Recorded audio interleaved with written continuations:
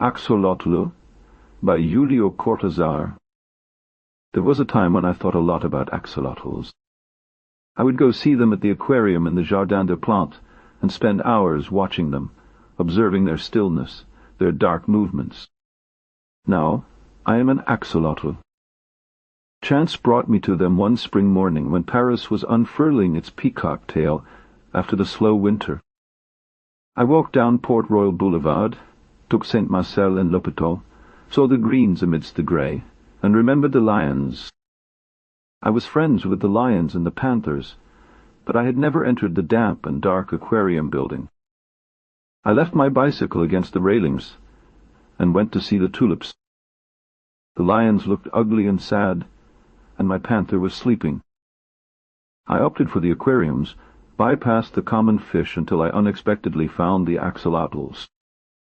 I stayed an hour watching them and left incapable of anything else. In the St. Geneviève Library, I consulted a dictionary and learned that axolotls are larval forms with gills of a species of amphibians from the genus Ambystoma. I already knew they were Mexican from their own small Aztec pink faces and the sign above the aquarium.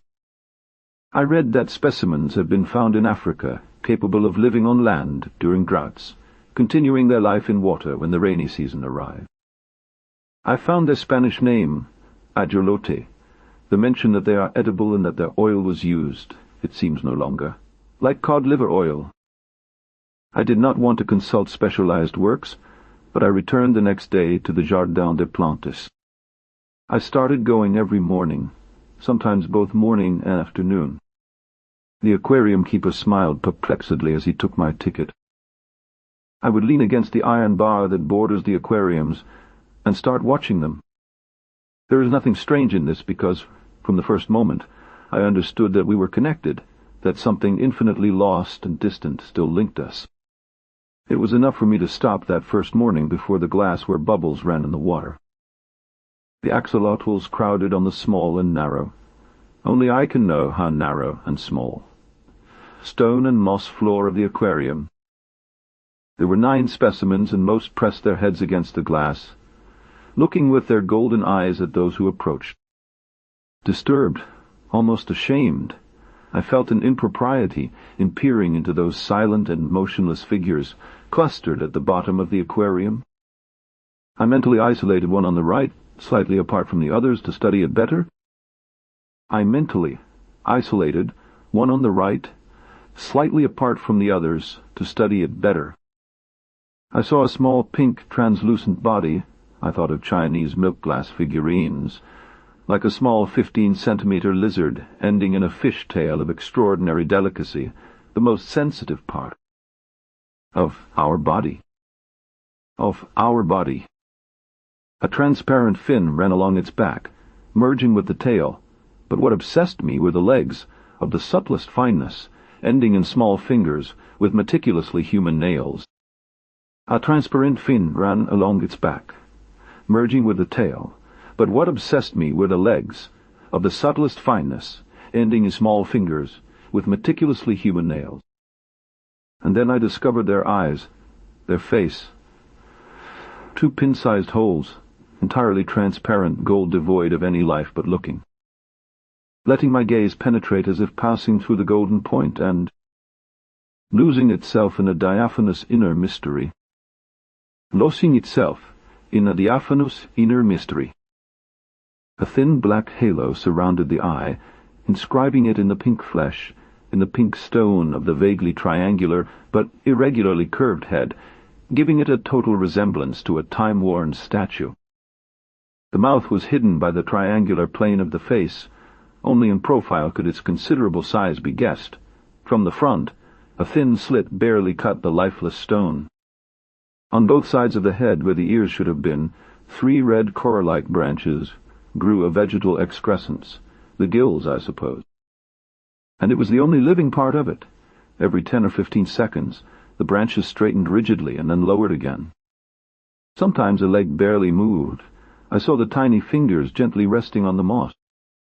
We don't like to move much, and the aquarium is so small. If we move a bit, we bump into another's tail or head. difficulties arise, fights, fatigue. Time feels less if we stay still. It was their stillness that fascinated me the first time I saw the axolotls.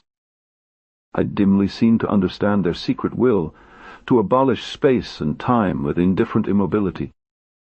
I dimly seemed to understand their secret will to abolish space and time with indifferent immobility. Later, I knew better. The contraction of the gills, the probing of the fine legs on the stones, the sudden swimming, some of them swim with a simple undulation of the body, proved to me that they were capable of escaping that mineral stupor in which they spent whole hours. They were capable of escaping that mineral stupor in which they spent whole hours. Their eyes especially obsessed me. Next to them, in the other aquariums, various fish showed me the simple stupidity of their beautiful eyes, similar to ours. The eyes of the axolotls told me of the presence of a different life, another way of seeing.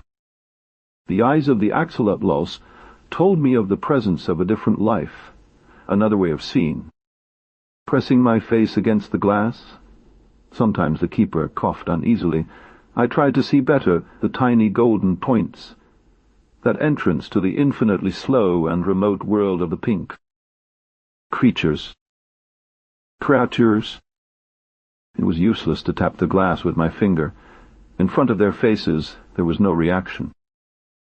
The golden eyes continued to burn with their sweet, terrible light. They kept looking at me from an unfathomable depth that gave me vertigo. And yet they were close. I knew it before this, before becoming an axolotl. I knew it the day I first approached them. The anthropomorphic features of a monkey reveal, contrary to what most believe, the distance that separates them from us. The absolute lack of similarity of the axolotls to the human being proved to me that my recognition was valid, not based on easy analogies. Only the little hands.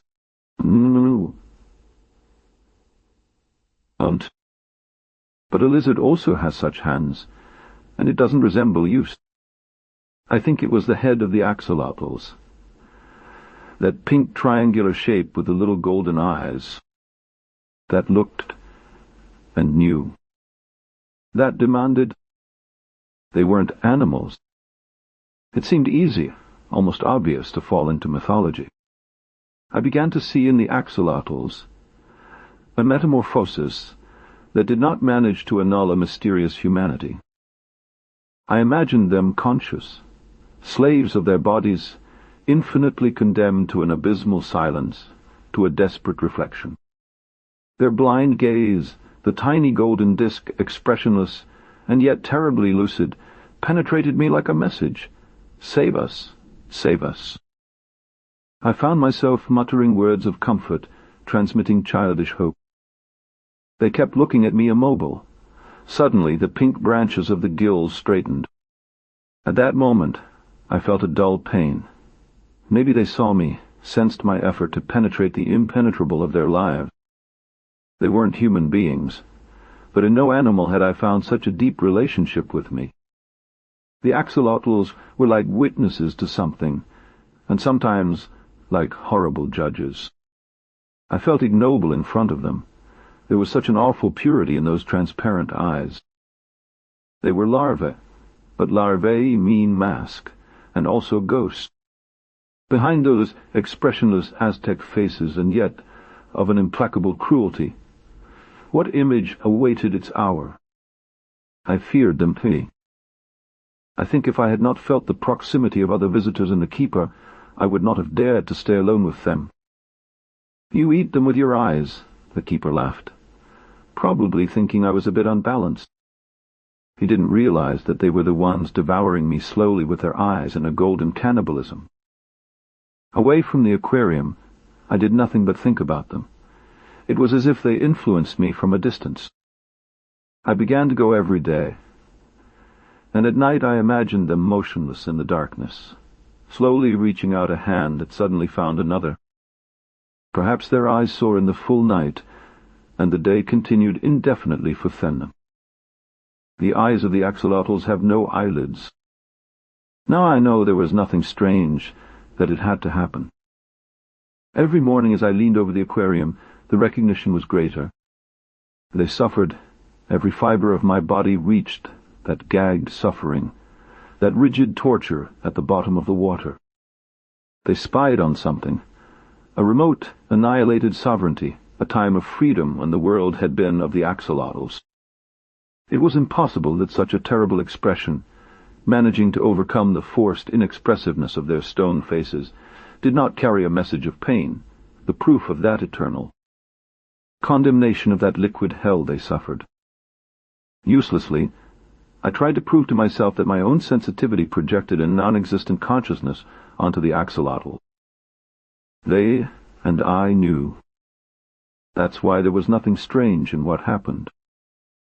My face was pressed against the aquarium glass, my eyes trying once more to penetrate the mystery of those golden eyes, without iris and without pupil. I saw very close the face of an axolotl immobile next to the glass. Without transition, without surprise, I saw my face against the glass, instead of the axolotl. I saw my face against the glass. I saw it outside the aquarium. I saw it from the other side of the glass. Then my face moved away, and I understood. Only one thing was strange, to continue thinking as before, to know. Realizing that was at first like the horror of the buried alive who awakens to his fate. Outside, my face returned to the glass. I saw my mouth with tightly pressed lips struggling to understand the axolotls. I was an axolotl, and knew instantly that no understanding was possible. He was outside the aquarium.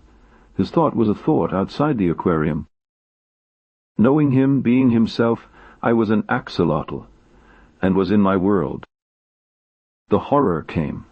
I knew it at the same moment from believing myself imprisoned in an axolotl's body, transmigrated into it with my human thought, buried alive in an axolotl, condemned to move lucidly among insensible creatures. But that ceased when a leg came to touch my face. When barely moving to one side, I saw an axolotl next to me, looking at me, and I knew he also knew, without possible communication, but so clearly. Either I was also in him, or we all thought like a man, incapable of expression, limited to the golden glow of our eyes, looking at the man's face pressed against the aquarium.